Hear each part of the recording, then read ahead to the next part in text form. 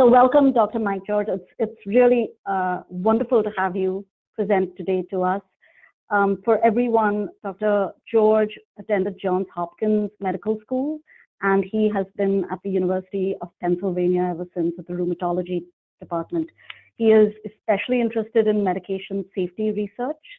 And so, by all means, feel free to ask him any questions that you have during this very interesting webinar session. With that, I'm going to hand it over to Dr.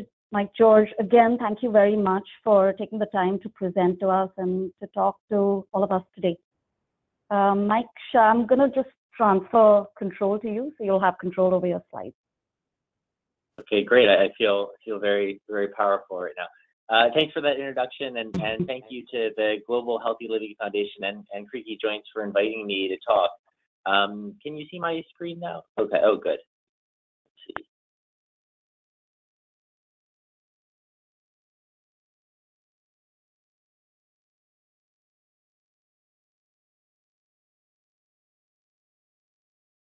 Mike, I don't know if you're talking, but you might need to unmute yourself as the organizer. Can you folks hear me now? Yeah. So we've used the mute function for everyone else, but we can all hear you. So you can go ahead. Okay. Thanks again. Okay, great. And you can see my screen. Great. So thank you so much to all of you. Let's hide this here. Then we'll get started. Okay. So the title of this is Glucocorticoids, a love-hate relationship, and for me that very much captures the way that I think about glucocorticoids, about steroids.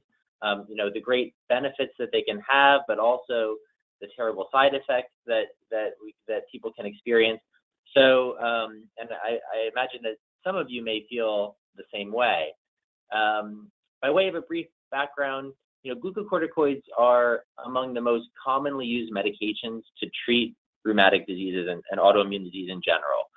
They work quickly, they control many different types of inflammation, but they can have significant side effects, especially at higher doses, which we'll go through some of these later on as this goes through. It's a little bit unclear whether there's a safe dose of glucocorticoids, and I'll talk a little bit about that as well.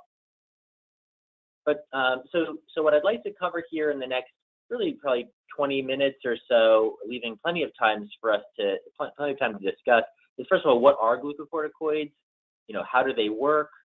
How are they used, and what are their benefits? What are the side effects that people can experience? And what are the risks and benefits with low dose treatment? Because that's something that comes up often in the clinic. A brief history of glucocorticoids. So you folks may have seen this picture before. It's a famous picture of Renoir, who had, as you can see by his hints, had rheumatoid arthritis that was quite disabling, and it really affected his painting later in his life. And when he lived, there were minimal effective treatments for rheumatoid arthritis. High-dose aspirin was the mainstay treatment for quite some time.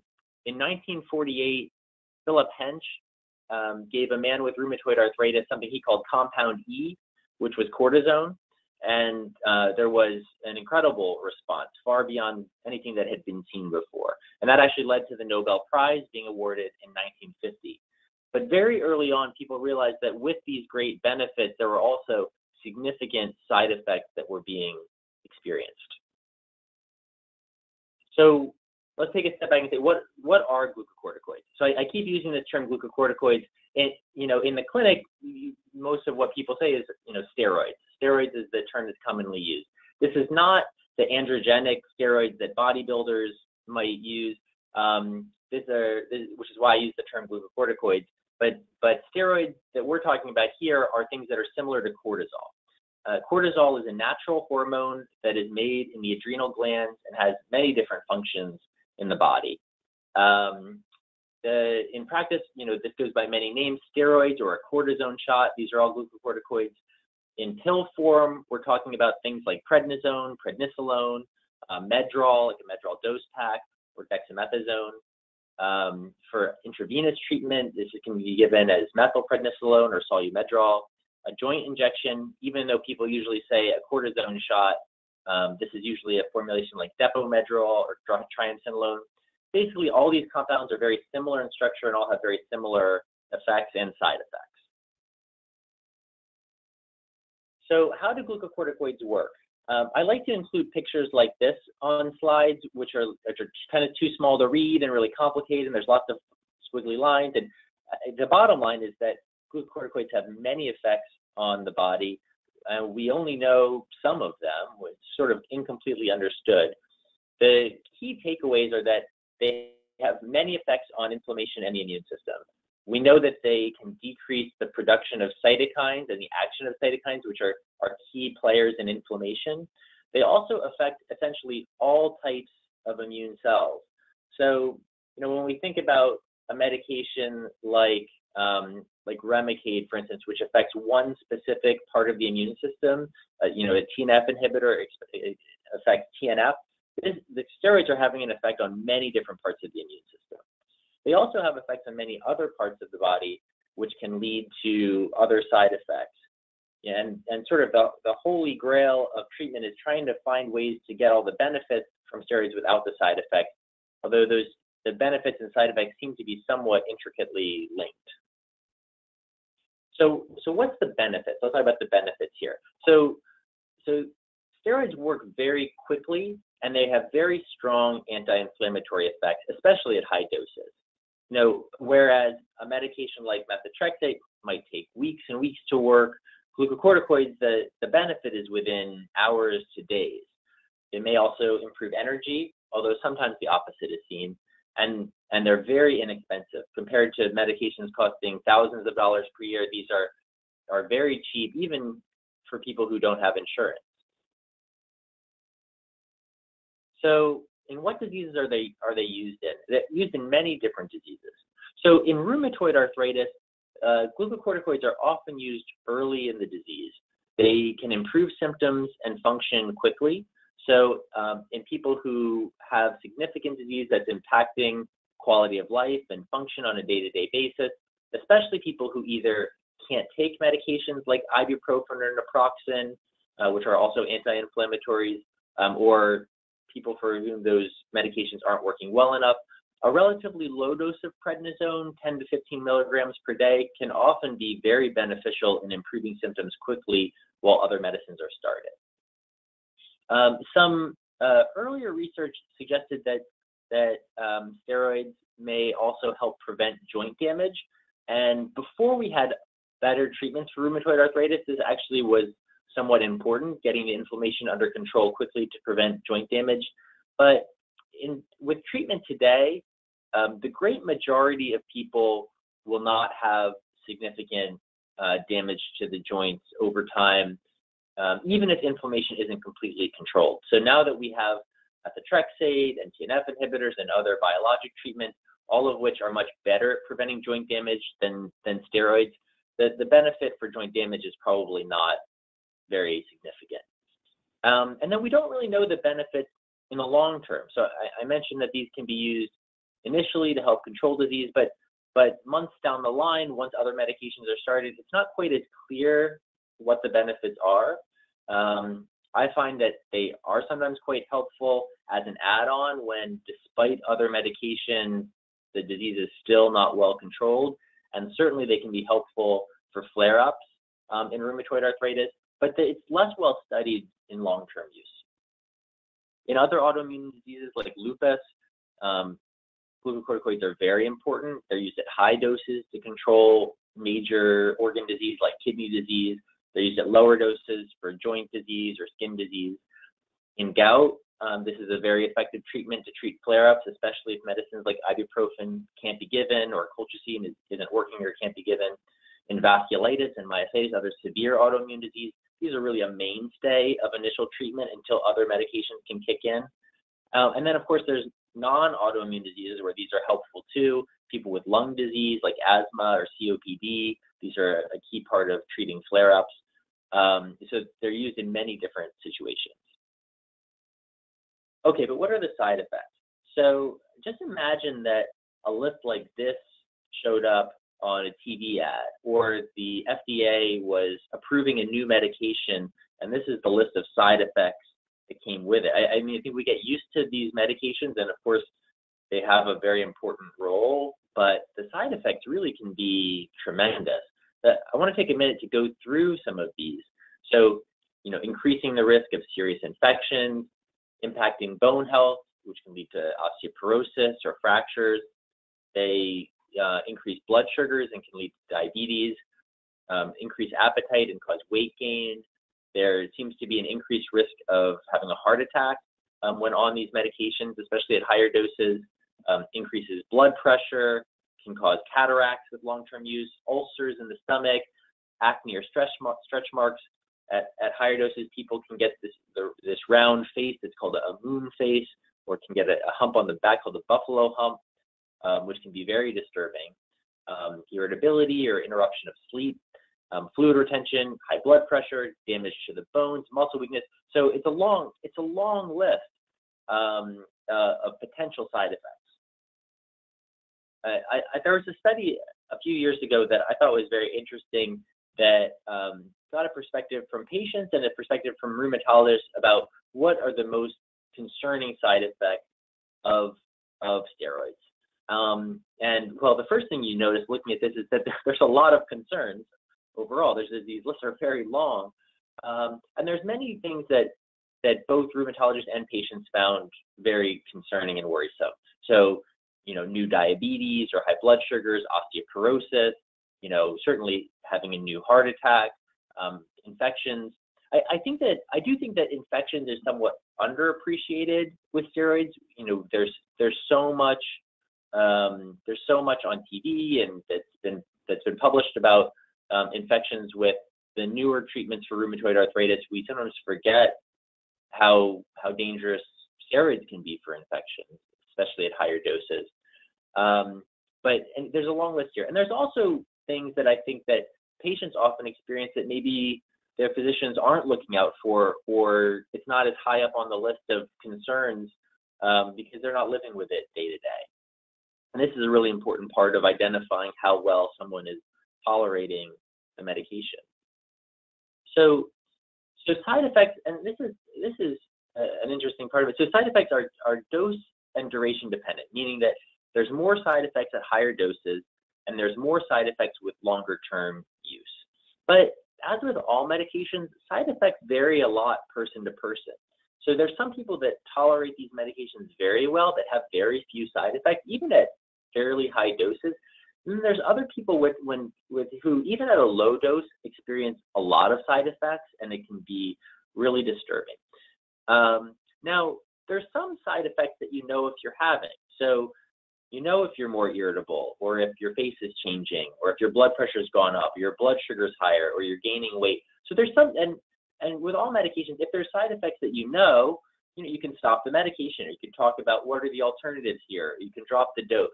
So those side effects are certainly very important, but if you're having them.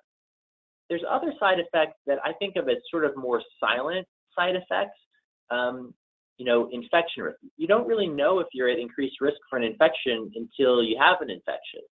You don't really know if you're experiencing significant bone loss until, a year or 2 years down the line when your bone density is checked again.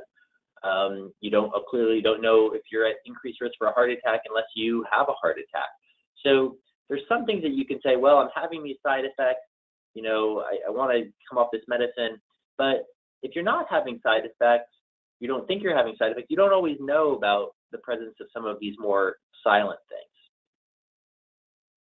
There's one more kind of complication to treatment with steroids, and that's the need to taper off of therapy, to slowly decrease the dose if you've been on it for more than a few weeks. So I want to explain exactly why that is. So I told you that our body naturally makes cortisol, naturally makes sort of our own steroid for our body, and that's controlled through this feedback loop, through the CRH and ACTH. These are signals that the body gives to produce more cortisol.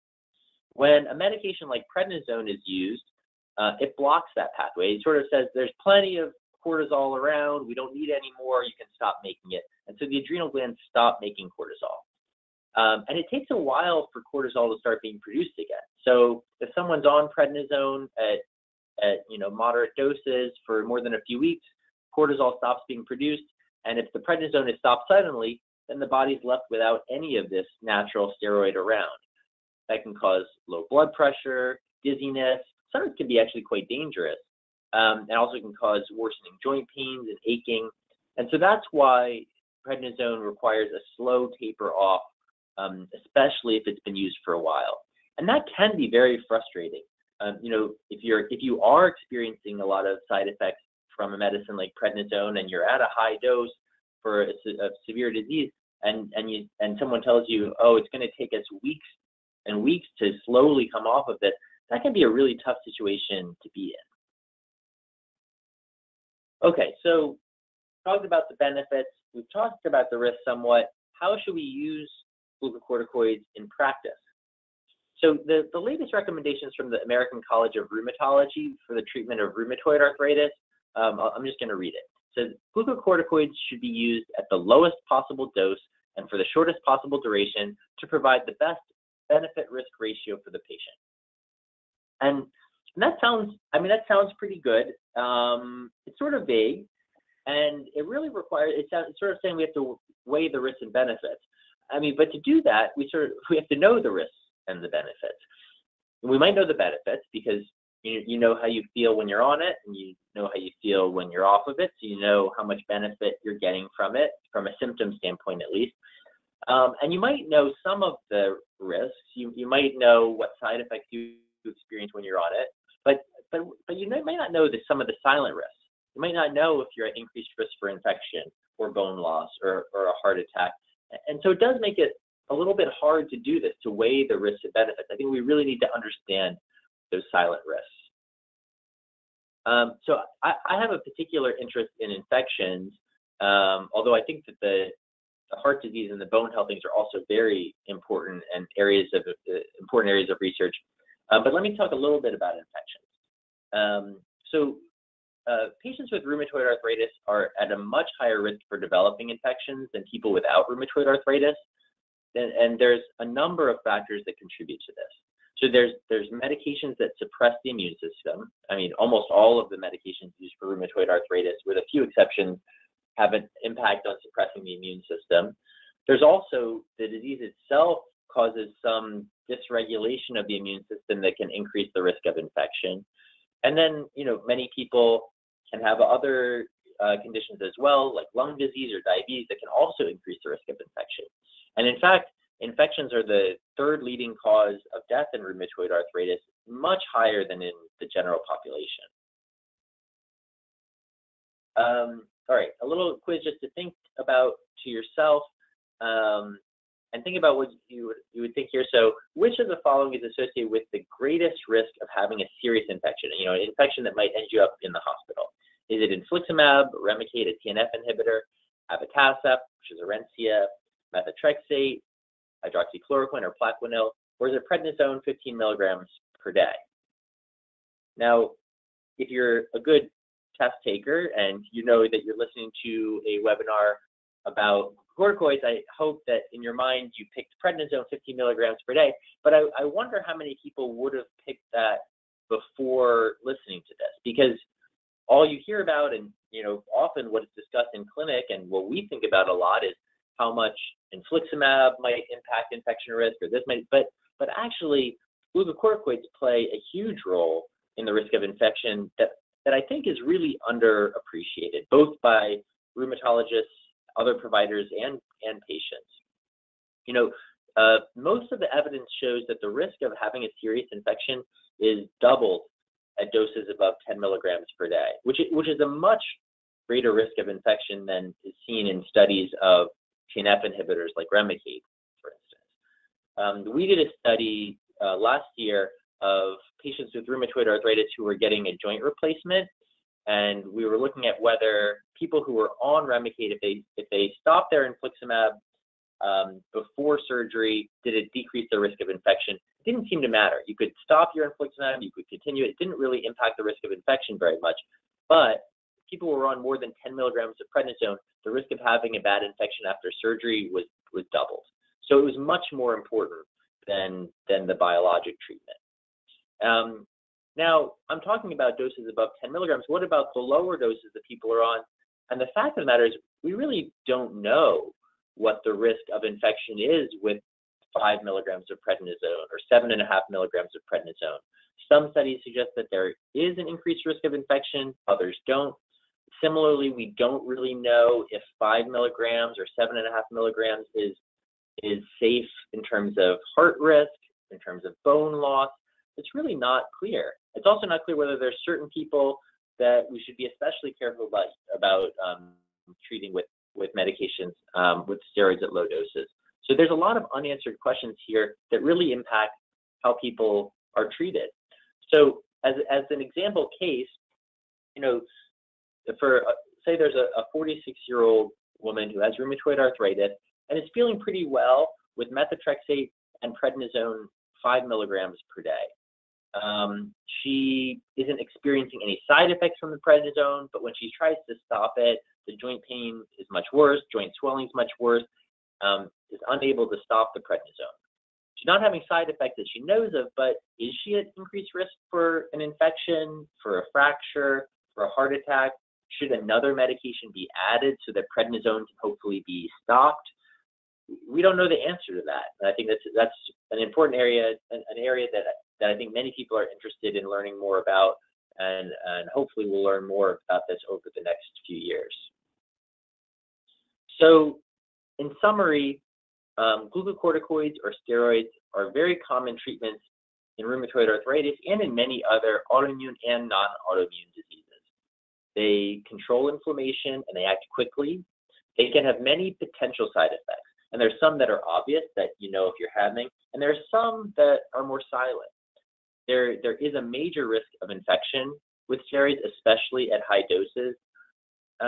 It's more unclear what the risks are at lower doses, and this is an area we really need to learn more about. And with that, I'm going to stop and let's see what questions we have. Great, thanks, Mike. So let's, why don't we give people a few minutes to send their questions via the chat box. We already have a few, but we'll give a few minutes and then we'll ask you some questions. Thank you. Great.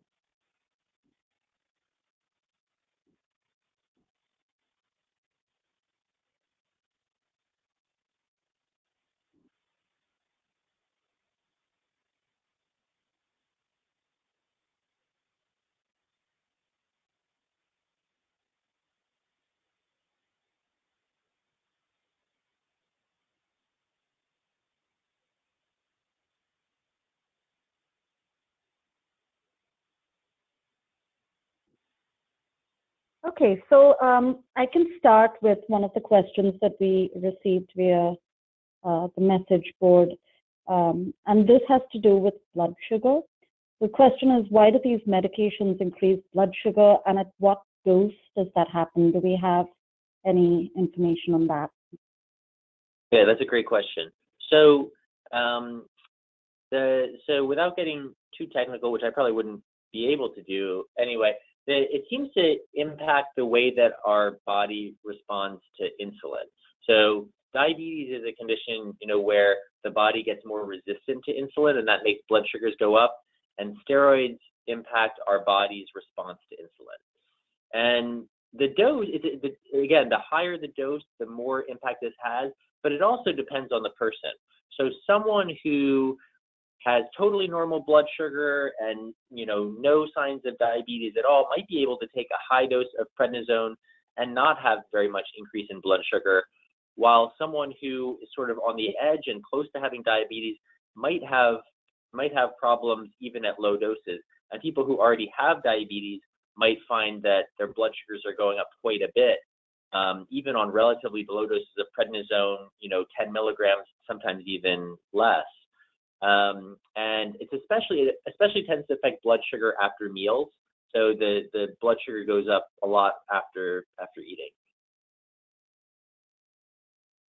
Great, thanks. And actually a related question around around the topic of thresholds and optimal levels is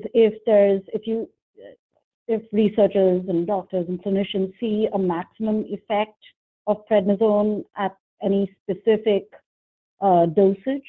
So the question specifically asks about 15 milligram dosage. Yeah, that's a good question. It depends it depends on the disease. So in rheumatoid arthritis, for example, there are many people that at 15 or 20 milligrams of prednisone actually do quite well, and higher doses wouldn't do that much more. But there have been studies of using as much as 60 milligrams of prednisone right at the beginning of rheumatoid arthritis, which I personally think provides sort of more side effect than benefit. But there are places, especially in Europe, that will do that. So it does become a little bit of a risk benefit. In rheumatoid arthritis, I think that for most patients, although not all, above 20 milligrams, there's not as much benefit. You get more side effects than additional benefit. But there are conditions like lupus, for example, where sometimes very high doses of prednisone are needed, 60 milligrams and above. Great, thanks. So would you say, actually, Mike, this is very interesting. So would you say there's an optimal dosage depending on the disease condition, and then it sort of tends to plateau at some level and then actually dips so that the risks outweigh the benefits? Is that fair to say, or is that too broad? No, I think that's fair to say. I think that this is an area that is not that scientific, actually, which seems strange, but we have the things that we tend to do, but a lot of it is trying to find that balance of risk and benefit. And there are certain diseases where we have very clear goals. For example, as I mentioned, like lupus, kidney disease is very clear. We need to get this under control. We have a clear kind of path that we use.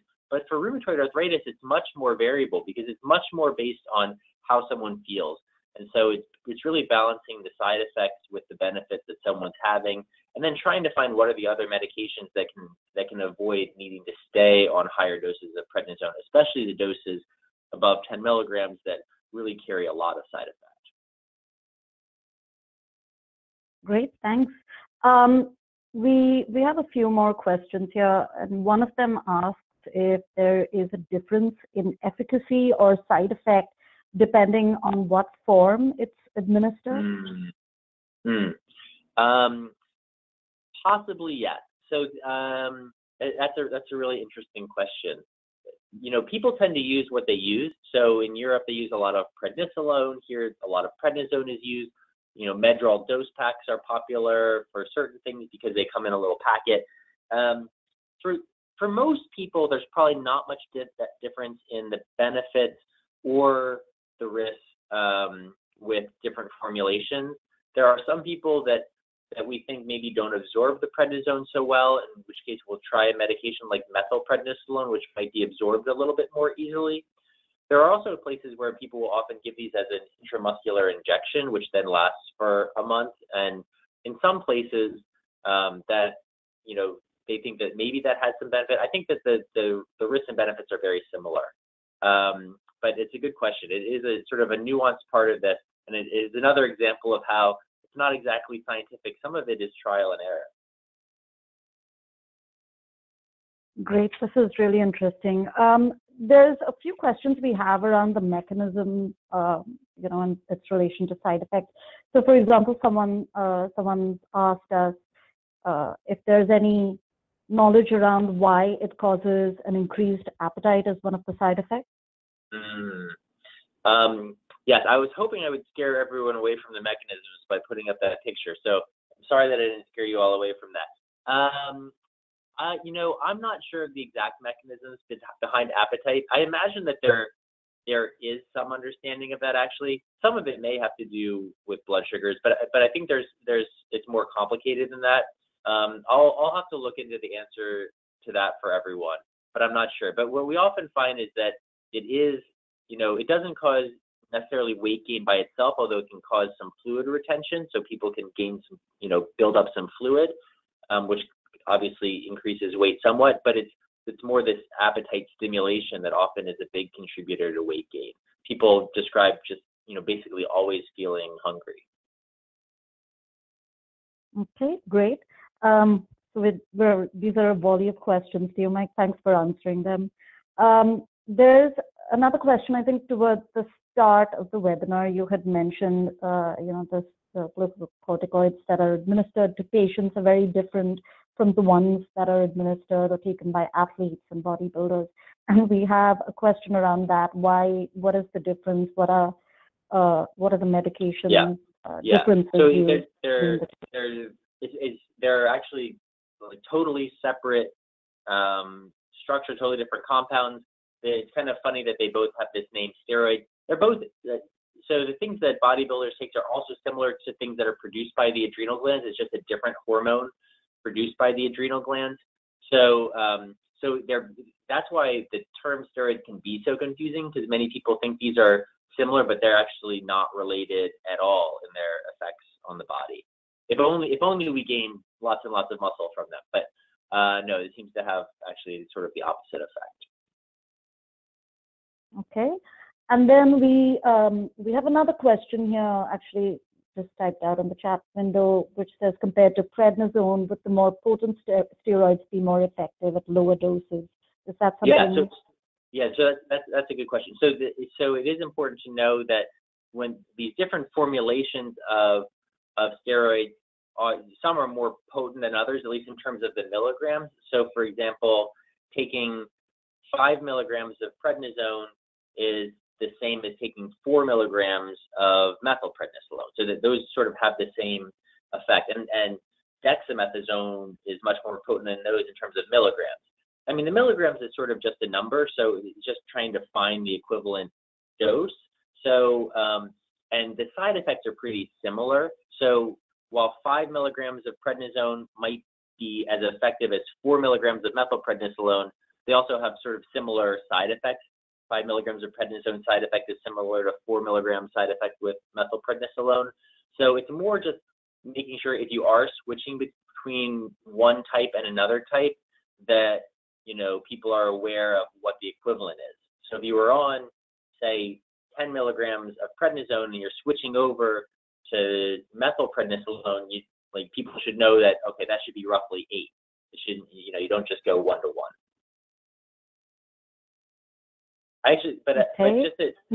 Just one other comment on that. I do think that this is an interesting area that we don't know that much about still, surprisingly, despite how long these have been around for. We don't know if using dexamethasone, we just don't use dexamethasone very much in rheumatoid arthritis. Would that have lower side effects? We don't really know. It's really never been evaluated well. Or would giving an intravenous dose once per month or an intramuscular dose once per month, would that have all the benefits with less side effects? We actually don't know. So it's sort of an interesting area that hopefully we can learn more about going forward. Great. Another question here has to do with whether or not we have significant amounts of evidence-based research to show any link between steroids, anti-inflammatories, and mental health, anxiety, depression, etc.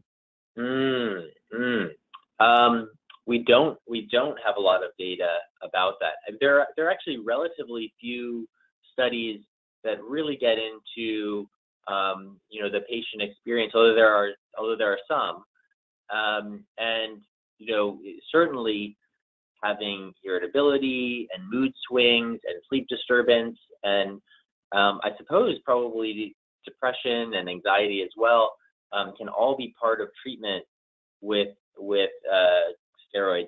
At very high doses, actually, sometimes that people can get very confused, and there's something called steroid psychosis, which is uncommon, but at very high doses, as might be given sometimes in the hospital for a very serious condition. Sometimes people can get very, very confused and actually very mentally ill briefly until the dose is lowered. So there does seem to be some impact on mental health, but I don't think that it's been fully worked out, and I think it's probably underappreciated how often that might happen, especially at lower doses where physicians might be less tuned into asking about that or hearing about it. Okay.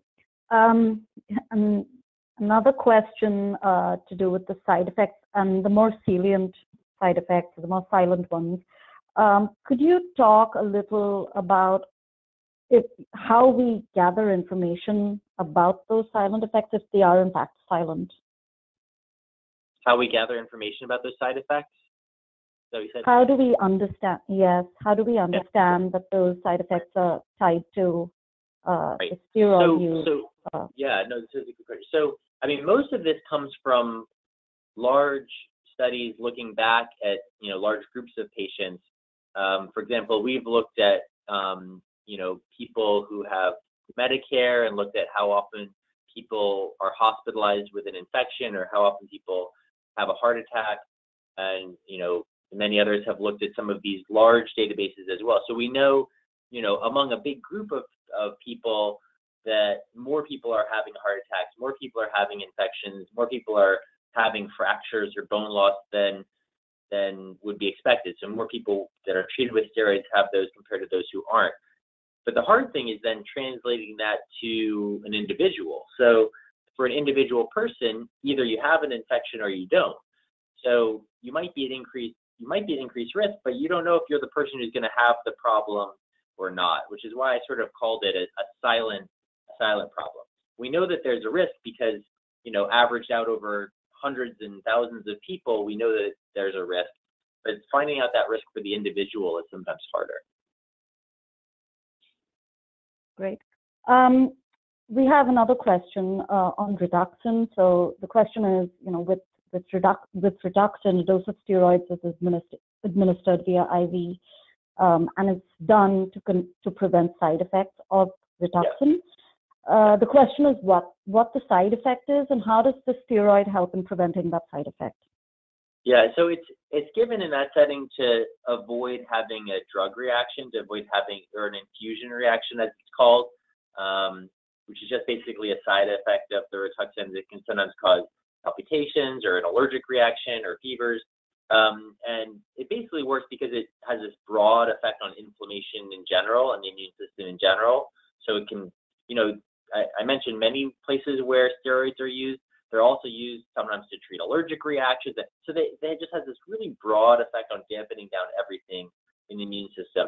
And so, I mean, the simple answer is that this was part of the protocol when Rituxan was developed, and it does seem to help prevent some of those infusion reactions. And then, of course, many people receiving Rituxan would, have an autoimmune condition that also benefits from the steroid.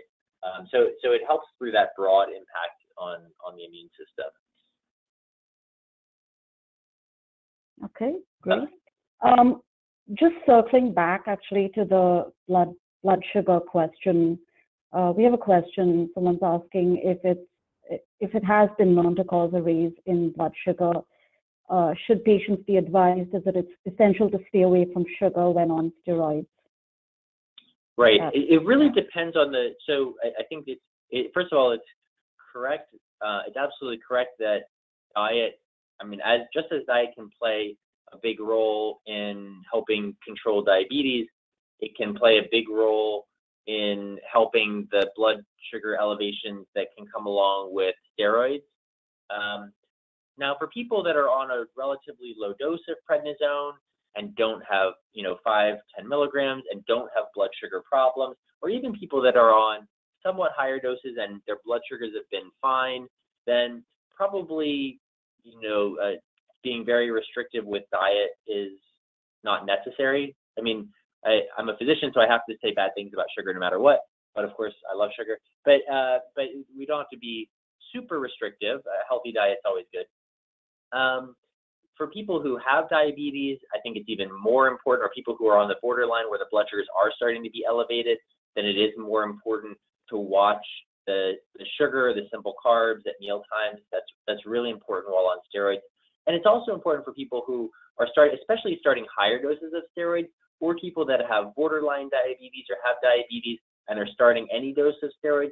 It's important to monitor the blood sugars and keep the primary care doctor and the rheumatologist informed of what the blood sugars are doing, because sometimes it's going to involve changing diet. Sometimes it might involve a change in medication. Sometimes it might mean that the benefit of the steroid is not worth the side effect. So it requires monitoring, and for some people, diet control can be very important. But I don't want people to take away that if they need to be on 5 milligrams of prednisone and their blood sugar is fine, that they need to be very restrictive. Probably in that situation, just a normal, healthy diet is fine. Great, thanks, Mike. Here's another interesting question, and I am keeping close watch on the time as well. The question is, if steroids help in preventing damage, joint damage, along with controlling inflammation, how is it different from how DMARDs work, for example? Yeah, that's a really good question. That means that we know more than probably we do about exactly what causes joint damage. I mean, joint damage in rheumatoid arthritis is complicated, and there's a number of different factors that lead to joint damage at the local level. That's, cytokines, but also other, more complicated things that degrade bone, and as well as the joint lining. So it really depends on the specific mechanism of the medication.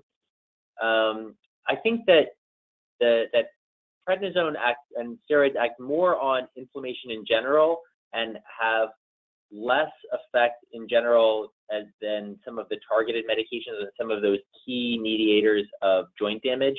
So steroids don't seem to work as well at preventing joint damage or at controlling in general some of the abnormalities in the joint lining compared to methotrexate and TNF inhibitors and the newer biologic treatments. So the simple answer is that in large studies, we know that those medications work a lot better than steroids on preventing joint damage. But sometimes steroids might be a helpful benefit. I think today there's so much more benefit in preventing joint damage with those other things that we should kind of ignore the role of steroids in joint damage, except in very rare cases.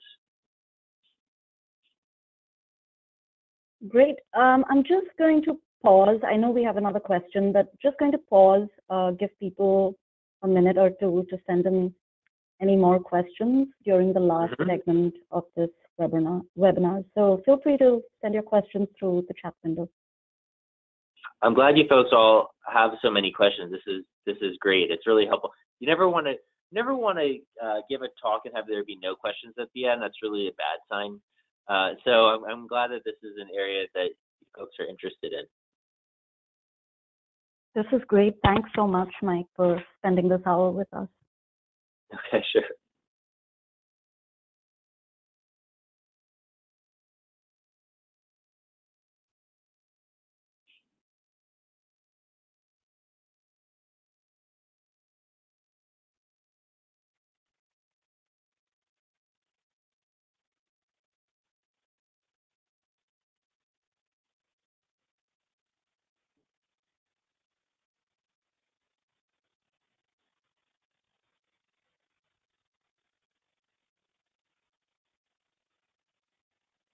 Okay, so we have a few more questions. Mike, I hope you're ready. I'm ready. So the first one has to do with something that you had mentioned and talked briefly about during the webinar itself, about the difference between low-dose steroids over a longer period of time versus high-dose steroids, for a concentrated but shorter period of time. The question is, how often can steroids be used to quiet flares? If the flares obviously occur chronically, can a low-dose steroid be administered chronically over Right. So this question gets at a key part of steroids, which is because they work quickly, they're often very helpful in flare-ups. And so you might be on a low dose of prednisone, but occasionally need to go up to 15 or 20 milligrams and then come back down after a few days or a week for a flare-up, and that can be very helpful. You know, there's no set limit. So you know, the more prednisone that you get, the more steroids you receive, the higher the side effects can be. And so, you know, treating flare-ups, you know, every few weeks can lead to actually quite a lot of steroid use. And that's a situation where I think about whether there's other medications that need to be used to prevent there from being so many flare-ups. So there's no set dose. It again just becomes a balance of the risks and benefits. But again, sometimes the risks are hard to assess.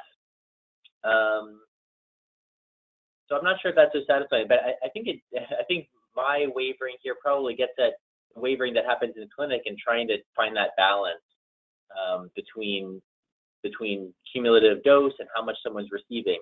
I should mention also that there's some side effects that seem to be more impacted by the dose that you're on right now, so that especially infections seem to be more related to recent doses, where there's other things like you might imagine bone health, that it's more important how much steroids you've received over the years that can impact bone health.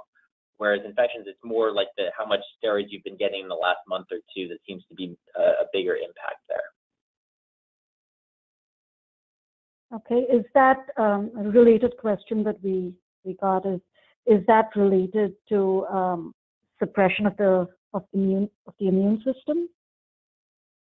Yeah, so for the infections, it's related to depression of the immune system, which seems to be most prominent. You know, like the recent doses of steroids have the biggest impact on suppression of the immune system, and you know, over a week, you know, several weeks out, the immune system will recover. Okay.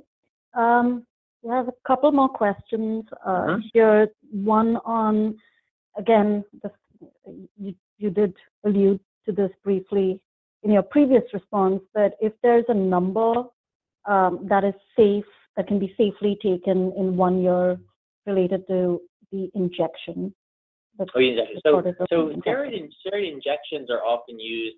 I mean, injections are sometimes used in osteoarthritis. I didn't mention this, but in osteoarthritis, cortisone injections are often done, and they're probably safe every 3 months for those types of injections for arthritis. And I would even do it a little bit more often than that for the short term. If someone had an inflamed joint, that like with rheumatoid arthritis that needed injections, there was a recent study that looked at every 3-month injections of steroids, which showed, so some people might have seen this, that there was one study that showed that maybe there was some thinning in the cartilage in people who'd gotten injections every 3 months. My interpretation of that study was that, and that got some press, but my interpretation of that is that the change was minimal, might have even just been due to people being more active. So everything that we know to date, probably every 3-month injections is relatively safe. Okay, great. And then another question about whether or not steroids mask infections.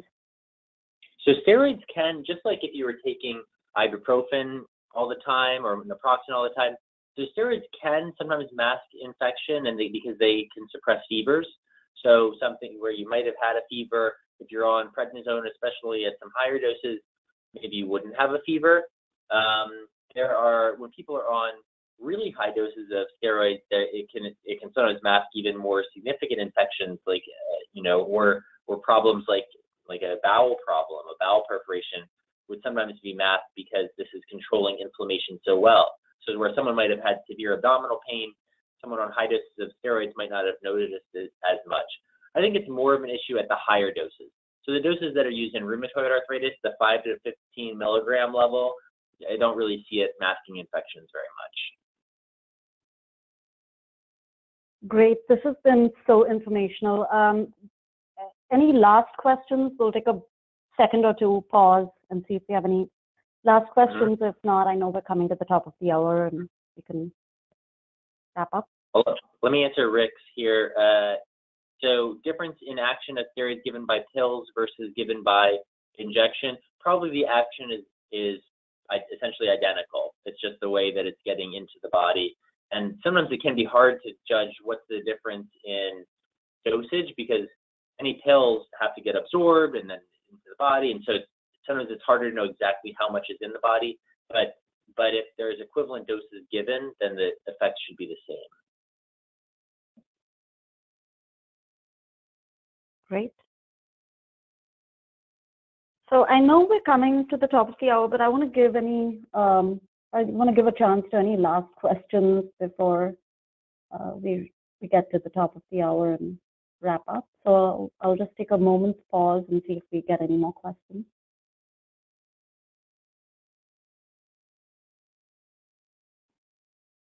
And we did. So Mike, the question is if there are any risks associated with use during pregnancy?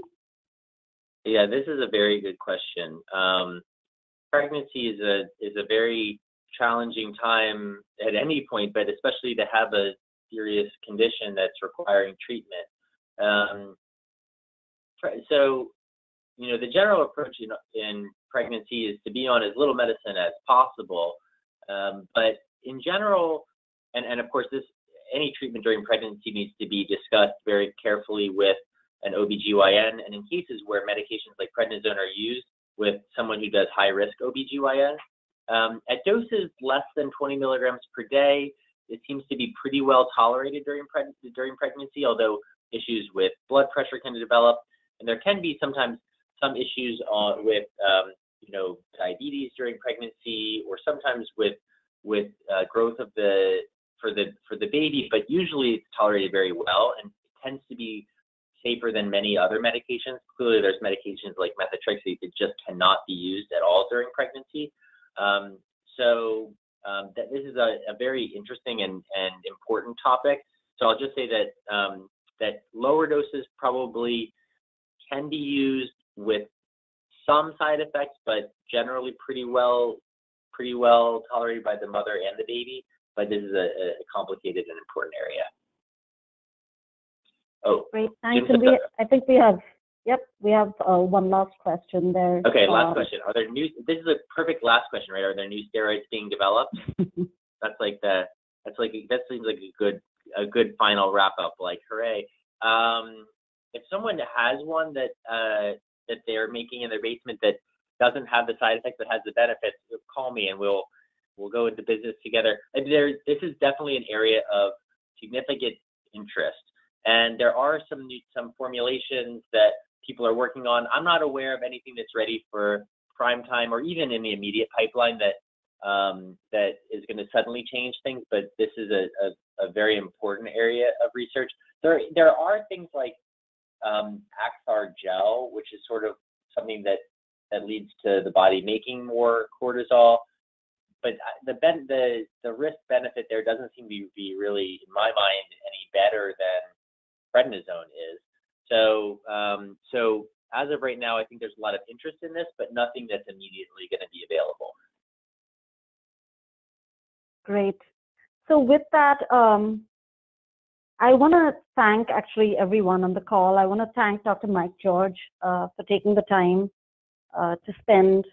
taking this time to talk about this very important topic of great interest to our patient community as well. Thank you so much for breaking down a very complex topic into very easy to understand and simple language. I want to thank our attendees, of course, for making this webinar so very engaging, for all those great questions, and asking some really, really relevant questions actually for the larger community. We will be sharing this webinar through a recorded version, so we'll be providing information about that to you all.